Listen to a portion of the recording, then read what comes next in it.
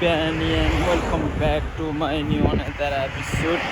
आज चाहिँ हामी सुकुम काम गर्न हिँडेको गाउँ चाहिँ यो गाउँको आएको भनेर थाहा होला तपाईहरुलाई पनि।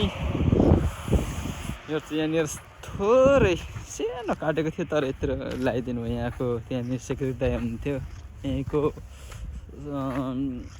गोरे दाइ नै। तर जस्ट कस्तो राम्रो हेल्पफुल है दाइ, साह्रै क्या तर साह्रै हुने क्या हाम्रो नेपालीहरु भन्दा पनि एकदम खतरा मनको हुने क्या यहाँको मान्छेहरु पनि। तर हामीलाई यसो सोच्दा चाहिँ त्यस्तो लाग्दैन तर प्रत्यक्ष उसमा चाहिँ खतरा हेल्पफुल एकदम इमानदारी पनि हेल्पफुल पनि सत्य नै हो। त्यो सेक्युरिटी दाइले चाहिँ मलाई हुल ब्यान्डेज लगाइदियो, थोरै काटेको थियो त्यो ढोका लाउने बेलामा। सो त्यही नै हामी चाहिँ एकछिन घुम्न आएको, आज चाहिँ छुट्टी थियो त्यही भएर। गाउँहरु यस्तो छ यहाँको गाउँ, यस्तो छ सरररररर।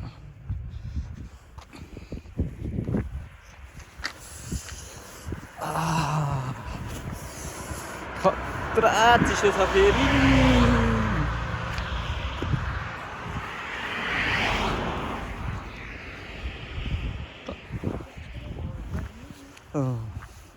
हिउँ पर्ने बेला चाहिँ खतरा देख्छ होला जी, टक्क यस्तो घर अनि टक्क यस्तै हिउँ पर्यो भन्दा नि बब्बाल देख्छ त नि। अलिकता हिउँ पर्ने टाइममा आइपुगेन, बिहान बिहान हल्का चाहिँ पर्छ।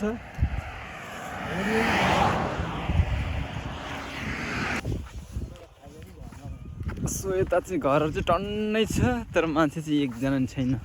अघि एकजना चाहिँ यहाँ हामीले देखेको थियो एउटा, बाँकी त छैन। हाम्रो नेपालमा चाहिँ मान्छे कच्चाको छ, यहाँ चाहिँ फेरि घर यत्रै यस्तो छ गन्द्रङ गुन्द्रुङ बङ्गला जस्तो घरहरू, तर मान्छे चाहिँ छैन।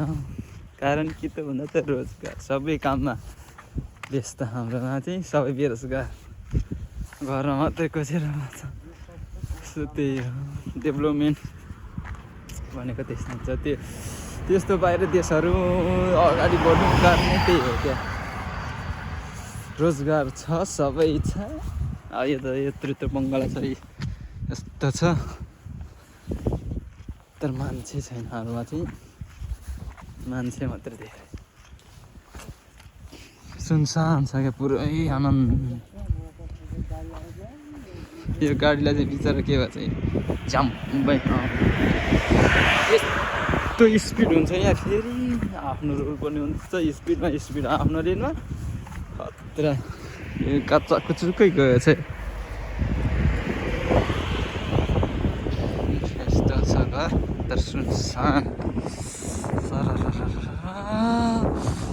आमा यस्तो जाडो भएको छैन। यहाँ चाहिँ म्युजिक गर्ने जस्तो लाग्यो मलाई, क्लास छ जस्तो लाग्यो। यहाँ चाहिँ फ्रीमा बसाउँछ बजाइ, बस रुँगेर बस्नु भएको होला, टक्क बसाउँछ अरे पुन्टे बस भन्ने फ्रीमा। यहाँ चाहिँ पुरै फ्रीमा त्यो बस चिन्यो भने फ्रीमा सबै सहरहरू घुम्न कता कता घुम्न गयो भने त्यो बस हेऱ्यो, यहाँको साझा लोकल बस रहेछ, त्यो बसमा चढेर गयो भने चाहिँ फ्रीमा। आफूले गाडी चाहिँ चिन्नु पऱ्यो त्यति सत्य नै हो। हामी चाहिँ बेलुका बजार गएर सिम किनेर ल्यायो। मैले चाहिँ सिम किन्न पाएको थिइनँ, नेट राखिदिएको थिइनँ रुममा, त्यही भएर कसैसँग बोल्नु पनि पाएको थिएँ, कल गर्नु पाएको थिएन। बेलुका सिम किनेर ल्याएँ, त्यसपछि अघि कल गरेँ साथीहरूलाई सबैलाई। सो त्यही नै गाइस मेरो भिडियो आउँदैछ, त्यो पनि आउने होला छ। त्यो दामी छ सरर नाइस छ है, तर घर चाहिँ नाइस छ। टक्क हामी चाहिँ यसो उता के रहेछ भने यसो घुम्न गएको, उता पनि कस्तो चाहिँ पुरै गाउँै गाउँ।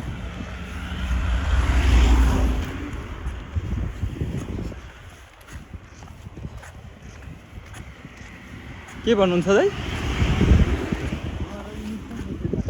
ए तर प्रायः यहाँको मान्छेले इङ्ग्लिस नआउने रहेछ आफ्नो प्योर आफ्नो भाषा मात्रै तर यहाँको मान्छे पढ्दैन क्या है यहाँको मान्छे नपढ्ने रहेछ काम गर्ने रहेछ सानैदेखि त्यो बच्चा बच्चा सानो चाहिँ पढ्छ क्या अरे अहिले पछि यो भएपछि चाहिँ नपढिकन त्यो इङ्ग्लिस नि आउँदैन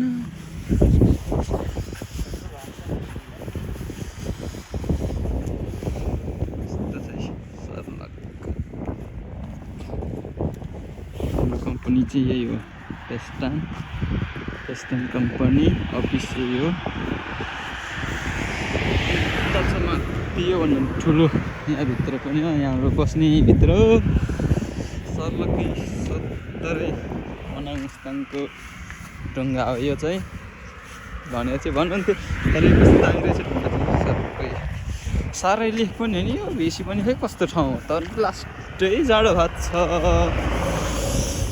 आमा ज्याकेट निकाल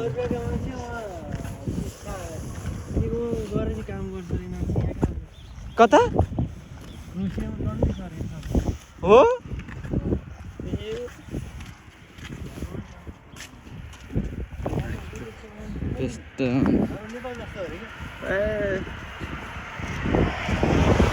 सोतेने गाई सबैलाई माया छ मलाई चाहिँ सो डुलेर आएको आज हामी टक्क रुम आइपुगेको छ यसले सर्लक्क यस्तो छ हाम्रो गाउँ यो त मैले अर्को भिडियोमा बनाएको थिएँ सुतेन्यो अब यहाँ बाहिर देशमा केही कन्टेन्ट सन्टेन्ट केही हुँदैन सुतेन्यो गाइज जस यसो गाउँतिरको भिडियो चाहिँ देखाउने कोसिस गरेको छ मैले चाहिँ देखाउँदै पनि छु अब सरतिर कहिले जान्छ गयो भने चाहिँ म भिडियो बनाउनेवाला छ अब चाहिँ यता गाउँतिरको भिडियो मैले बनाएको छ सो त्यही नै हो हेर्नुहोस् फेरि पनि एकचोटि सो त्यही नै हो अब केही कन्टेन्ट भए पो यस्तो उस्तो कुराहरू केही छैन अब यसो गाउँसँग देखायो अलिअलि के छ त्यही बोल्यो सो त्यही नै हो लोकल पारामा माया छ सबैले सो त्यही नै गाइज लभ यु अल मेरो भिडियो आउनेवाला छ आउँदैछ आजको भ्लग चाहिँ अन्त्य गर्न जान्छ बाई बाई